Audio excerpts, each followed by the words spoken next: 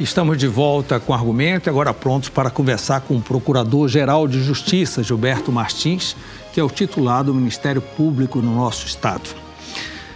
É um prazer, promotor, tê-lo aqui. Muito importante essa nossa conversa nesse momento em que se está falando muito nessas questões de justiça, de Ministério Público e assim por diante.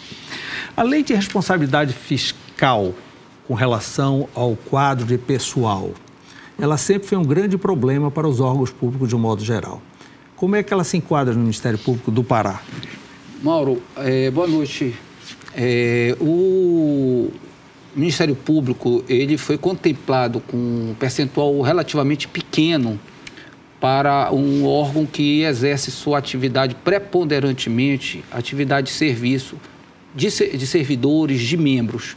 Nós não temos no papel constitucional do Ministério Público de investir em obras, em infraestrutura do Estado, construções de hospitais, e sim pessoal. Então, nós, como Poder Judiciário, tem esse papel. O Poder Judiciário, a Lei de Responsabilidade Fiscal definiu um percentual de 6% com gasto de pessoal, e no Ministério Público ficou 2%. E colocou o Ministério Público brasileiro, não só o do Pará, mas o Ministério Público brasileiro numa situação muito preocupante, desde 20 anos atrás, quando entrou em vigor a Lei de Responsabilidade Fiscal. Mais especificamente agora, recentemente, nós tivemos uma questão que alertou o Ministério Público brasileiro, e não só o nosso, porque 17 dos estados, os Ministérios Públicos brasileiros, eles estão no limite prudencial e alguns já até extrapolaram o limite, tem que fazer redução de gasto. No nosso caso específico? Nós estamos ultrapassando 0,06%. Nós temos o limite prudencial de 1,90 e nós estamos 1,96. Isso foi a primeira vez que na nossa gestão ocorreu. Já ocorreu tempos atrás e o doutor Geraldo, ainda procurador-geral, isso foi controlado. Nós temos que fazer algumas contenções com gasto de pessoal. Mas por conta... Ao mesmo tempo, procurador, o Ministério Público está em todo o estado do Pará? O Pará é continental, é imenso. É lógico que esse seria o ideal. Nós estamos em todo o estado, mas nós não estamos em todos os municípios. Muitas vezes... Onde o Tribunal de Justiça está? O Ministério Público deveria estar, mas não está. O Tribunal tem um número pouco maior de magistrados, de juízes, do que o Ministério Público de promotores. Tentamos, inclusive, na lei orçamentária, aumentar o nosso percentual para fazer concurso, para poder capacitar. Mas, de qualquer forma, nós vamos entrar no limite do gasto de pessoal, porque houve impactos que ocorreram recentemente que interferiram nessa equação e não que tenha havido algum inchaço do Ministério Público. Muito pelo contrário. Na minha gestão, nós não tivemos o preenchimento de cargos que tivessem sido criados na minha gestão. Muito pelo contrário. Nos últimos 2 anos, nós fizemos só substituições. No passado recente, sim, houveram mais de 118 cargos de assessores e tudo, que, de uma certa forma, acabou impactando muito fortemente na folha de pagamento de pessoal. O fato de não estar em todo o estado, não estar onde tem juiz, não é uma injustiça? Sem dúvida, o judiciário não funciona, o sistema de justiça no todo não funciona se não tiver presente o promotor de justiça e, obviamente, uma defensoria pública ou um advogado naquele município. Mas nós temos as designações em que promotores de justiça acumulam mais de um município, ou às vezes até 2 municípios. Só para se ter uma ideia desse problema, que foi criado na nossa Constituição, que definiu que cada sede de município será sede de comarca. Minas Gerais, por exemplo, não é toda sede de município sede de comarca. Você tem comarcas que são regionais e atendem, às vezes, 4, 5 municípios. Que são muito próximos, que são muito próximos, que não é e o volume mais ou menos o caso daqui, né? Aqui é a distância. Não, mas nós temos hoje alguns municípios que poderiam ser, vamos assim dizer, fazer parte de uma comarca única e você teria um juiz e um promotor atendendo aquela comunidade regionalmente. Procurador, o Tribunal de Justiça hoje está online. Por que o Ministério Público também não segue a mesma linha tecnológica? Nós estamos com essa tecnologia. As transmissões de todas as sessões, tanto do Conselho Superior do Ministério Público e as sessões do Colégio de Procuradores, elas são transmitidas pela internet para o mundo inteiro. Você tem hoje as decisões através do sistema do PJE e que o Ministério Público está integrado. Pode ocorrer no Pará uma audiência online? Podemos. Hoje nós temos feito conferências, nós investimos bastante nessa... Inclusive, muitas vezes... Em que o juiz, o promotor estejam aqui... O tribunal já pediu a cessão dos nossos equipamentos para fazer uma teleconferência, uma transmissão, usando os equipamentos que o Ministério Público adquiriu na nossa gestão. O que hoje nós temos que desenvolver com mais intensidade é as audiências, principalmente de réus presos, para serem feitas através de teleconferência, porque o custo do Estado vai diminuir bastante. Sim, e aquele deslocamento é brabo, a estrutura, né, de deslocamento é um negócio é complicado. E para quem já viu a descida, os familiares lá, é uma coisa assim meio... Sim, ainda tem esse constrangimento todo, né? E todo o aparato que o Estado tem que montar, principalmente quando se trata de um réu preso de periculosidade alta, que você vai ter...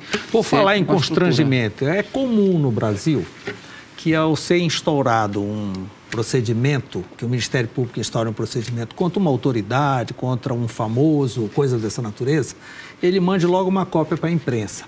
Então a imprensa condena a pessoa antes de passar pelo trâmite judicial. Isso tem um conflito, vamos assim, de interesse da liberdade de imprensa e da preservação da intimidade de qualquer cidadão. Eu me preocupo muito com isso. Você tem hoje uma execração pública por conta, principalmente, de uma autoridade ou algum agente político que ocupa um cargo importante, e o interesse da própria imprensa é de divulgar aquilo. Eu não sei nem se todas as vezes decorre de um encaminhamento. Sim, como é que a imprensa conseguiria tantos detalhes se não fosse encaminhado muitas vezes, pelo próprio procurador? Não, isso acontece, a gente sabe que acontece. Eu lamento isso, eu não pratico isso, tenho muito cuidado, inclusive até quando eu instauro um procedimento ou quando eu ofereço uma denúncia no âmbito da minha competência, da minha atribuição originária, naquilo que é prerrogativa de foro no tribunal. Só para você ter ideia, Mauro, hoje eu tenho quase 80 procedimentos investigatórios criminais instaurados. E a imprensa não divulgou isso, porque eu não preciso estar divulgando isso no momento preliminar de apuração de fatos. E não divulguei, inclusive, as ações penais que foram propostas, e hoje eu tenho 78 ações penais originárias tramitando no TJ, inclusive com pedido de prisões, pedidos de afastamentos de prefeitos, de outras autoridades, e que eu não dei publicidade, não fiz daquilo uma execração pública dessa autoridade. E eu acho isso importante. Eu vou lhe dar um exemplo, não vou citar nome, mas eu tive uma situação que me vi obrigado, por força do dever institucional, de denunciar um deputado. Foi na gestão passada, na antiga legislatura. E esse parlamentar só foi tomar conhecimento porque ele é uma autoridade. Eu fiz chegar a ele a peça inicial da ação penal a ele, comunicando. Ele pediu audiência comigo, eu atendi, entreguei a peça e disse que ele ia ter que se defender, ia ter oportunidade de se defender. E eu lhe digo, eu acho que o respeito até nessa tratativa, quando eu tive meus projetos de lei encaminhados à Assembleia Legislativa, ele estava lá na Assembleia Legislativa, no Parlamento, defendendo o meu projeto. O senhor não acha que esse processo todo no Brasil ficou muito midiático? Ficou, eu acho que sim. São membros do Poder Judiciário, membros do Ministério Público em busca de mídia para galgar espaço e coisa dessa natureza?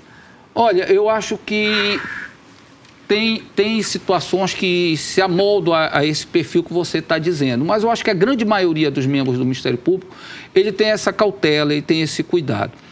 Mas eu volto a repetir, esse contraditório entre a publicidade, que é uma obrigação da prestação de contas, e o interesse que a sociedade tem em tomar conhecimento daquilo que está sendo feito pelos órgãos da administração, inclusive pelos próprios órgãos do Ministério Público. Eu lhe digo, Mauro, que essas ações elas têm que ser propostas num âmbito aberto, porque a maioria das ações em que o Ministério Público atua, elas são de natureza pública, e ela pode sim trazer o interesse da sociedade em tomar conhecimento. Mas isso não quer dizer que você tenha que fazer uma execração pública daquela pessoa que está sendo denunciada, especialmente quando se trata de uma autoridade. Então, acho que esse cuidado você deve ter. Agora, eu não tenho como, por exemplo, de uma determinada autoridade que tenha sido denunciada, de que um órgão de imprensa tome conhecimento e vai pedir o acesso, até com base na lei de acesso à informação, àqueles dados que estão no processo judicial, que ele é público. Um caso de uma pessoa execrada pela mídia, porque foi passado essas informações e de repente ela não é condenada, ela é absolvida. Ela pode entrar com alguma ação contra o Ministério Público? Sem dúvida nenhuma. O Estado, primeiramente, quando o ato praticado parte de uma autoridade, seja ela do Ministério Público ou de qualquer outro servidor do Estado, a responsabilidade civil é objetiva do Estado. Regressivamente, o Estado pode entrar contra o servidor, o funcionário que agiu com culpa grave ou especialmente com dolo. Agora, quando é o cidadão que pratica isso, que quer se passar como agente público, mas ele não faz naquele dever de ofício dele, aí ele é responsável pessoalmente por uma conduta que possa macular a imagem de qualquer pessoa, de qualquer cidadão. A propósito disso, Mauro, eu recentemente tive também, e esse final de semana foi até divulgado pelos órgãos de comunicação, num caso em que eu fui execrado inicialmente, apontando-se à minha gestão algumas irregularidades e que ali era motivo escamoteado com outros interesses e que eu fui absolutamente inocentado por duas instituições que têm o controle externo do Ministério Público. Na área administrativa, os tribunais de contas de todos os órgãos da administração realizou a auditoria e concluiu pela regularidade e legalidade de todos os atos praticados. E o Conselho Nacional do Ministério Público, que a gente sabe que é um órgão absolutamente independente, rigoroso, inclusive, muito criticado muitas vezes pelos membros do Ministério Público pelo seu rigor e categoricamente quase demonstrando que houve má fé. O senhor vai pedir reparos por danos morais? Olha, a gente está analisando isso até porque aquele que sofre o dano, que ele tem que verificar se justifica a busca de uma indenização decorrente da execração que foi vítima. Assim como cidadão comum, eu também me coloco nessa situação como cidadão comum antes de ser procurador-geral.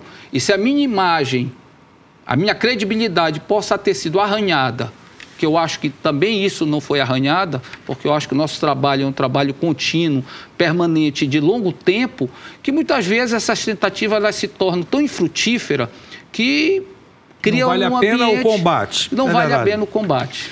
Procurador, espanta ainda o brasileiro ao ver que membros do Poder Judiciário e do Ministério Público, quando punidos, são aposentados compulsoriamente. Nós estamos vendo agora o brasileiro só estão aumentando o tempo para se aposentar, não é? E o membro do Poder Judiciário é só ele praticar um crime, fazer uma corrupção, ele é imediatamente aposentado, independentemente da idade, de tempo de contribuição e assim por diante. O senhor não acha isso estranho? Mauro, essa situação da aposentadoria compulsória, ela é muito pouco explorada até pela própria imprensa para demonstrar a realidade do contexto. Essa é a primeira punição que se aplica ao magistrado que pratica um ato infracional, uma conduta merecedora de uma sanção administrativa pela gravidade. Mas ela não é a última. Nós temos que deixar claro isso. Ela não é a última punição. A punição definitiva... A aposentadoria poderá ser revogada no futuro? Ela pode ser cassada por uma decisão judicial em que se dá a perda do cargo e da aposentadoria desse magistrado. O que a Constituição assegura a todos os membros da magistratura e do Ministério Público... Então, a pessoa é aposentada até que seja concluído o processo judicial. O procedimento que se dá à aposentadoria compulsória, e ela não é aposentadoria, às vezes, como é dito, por um tempo curto de tempo, magistrado com 10 anos pratica um fato grave, uma conduta irregular grave. E ele vai ser aposentado proporcionalmente? Proporcionalmente. Então tudo bem, isso nunca foi explicado. Ele recebe muitas vezes, tem casos aqui no estado do Pará, inclusive que foi atuação nossa quando estava à frente do GAECO. Recentemente, 2 desembargadoras foram aposentadas. Desembargadoras tiveram já 2 juízes, já de casos recentes, e que foram apurados por atuação nossa, quando estava à frente do GAECO e depois como procurador-geral. Os casos foram proporcionais. A aposentadoria não chega a ser 1/5 do que seria o salário dele se ele estivesse na ativa. um quinto. Ele está recebendo muito menos da metade. E isso provisoriamente, até sair a decisão judicial, que vai dar perda do cargo e ele passa a não receber mais nada. Qual a sua opinião sobre as 10 medidas contra a corrupção? Olha, eu acho que era um avanço enorme que a nossa legislação teria se o Congresso tivesse aprovado essa iniciativa popular. O projeto, algumas falhas, sem dúvida nenhuma, que estavam ali para ser discutidas e já estavam sendo corrigidas nas comissões, mas nós teríamos avanços significativos no que diz respeito aos prazos prescricionais, aos meios de obtenção de provas, aos aspectos do momento do trânsito em julgado dessas decisões, no aspecto penal, os reflexos da condenação e, especialmente, alguns mecanismos de controle preventivo, que foi muito pouco explorado. O teste de integridade, que muitos países que são considerados países de primeiro mundo e que se preserva as garantias fundamentais, as garantias do cidadão, aplicam com plenitude o teste de integridade de determinados setores da administração. Não foram aprovados. O que eram as 10 medidas de combate à corrupção, me parece que ficou transformado em medida de proteção dos corruptos, porque se pretendeu apresentar no Congresso uma proposta para tornar lei mecanismo de aceleração do processo criminal, que se tornaram agora, recentemente discutido no Congresso, aquilo que é a lei de abuso de autoridades dos membros da magistratura e do Ministério Público, como quem diz, olha, calem, tomem cuidado do que vocês estão fazendo. Prisão em segunda instância, sua opinião? Isso tem sido discutido na ordem do dia. Né? O Supremo Tribunal Federal, historicamente, esse assunto foi pacífico até uns 8 anos atrás. Desde quando a Constituição, que vai completar agora 30 anos, Mauro, a condenação em segundo grau, ela ensejava sempre a execução da pena provisória. E mais, dizer que o cidadão não pode ser preso enquanto não transitar em julgado, nós teríamos derrubado as prisões cautelares, as medidas preventivas, como a prisão temporária e a prisão preventiva. E elas estão em vigor e sempre existiram. Hoje, para se ter uma ideia, a população carcerária do Brasil, quase a metade, ou pelo menos na maioria do estado, quase 1/3 ou mais de 1/3 dos presos que estão recolhidos são presos provisórios, presos decorrentes de medidas cautelares privativas de liberdade. E o princípio da presunção de inocência, não tem princípio de presunção de inocência para esse cidadão? Outra coisa, e nos países desenvolvidos, os países do primeiro mundo? Vamos fazer uma análise comparativa com a Europa, com os Estados Unidos, com o Canadá, e que tem um índice de violência e de criminalidade muito inferior que o Brasil apresenta hoje. Lá, a prisão é executada na condenação de primeiro grau. Em muitos estados dos Estados Unidos, para ele poder recorrer para o segundo grau, ele tem que se recolher preso, senão não vale o recurso. Então, eu acho que isso é um avanço. Outra coisa, o recurso para os tribunais superiores, ao STJ e ao STF, ele tem natureza eminentemente devolutiva em matéria de direito. Ele não discute mais os fatos. Os fatos são discutidos no primeiro grau e no segundo grau. Matéria fática se esgota nesse momento. Procurador, hoje em dia que se fala em Ministério Público no Brasil, lembra-se logo do vazamento das informações, da Lava Jato e assim por diante. Qual é a sua opinião a respeito disso? Isso afeta a imagem do Ministério Público de alguma forma? De uma certa forma, afetou-se. Mas eu acho que ela foi explorada e tem sido explorada de uma forma midiática por um grupo político que se viu atingido pelas investigações. Eu tive o cuidado de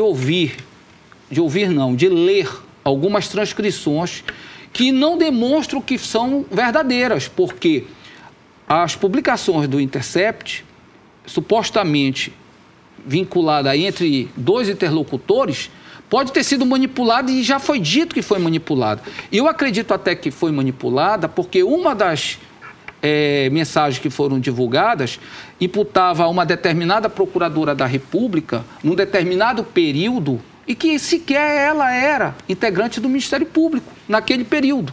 Então, a manipulação, isso já ficou provado. Sim.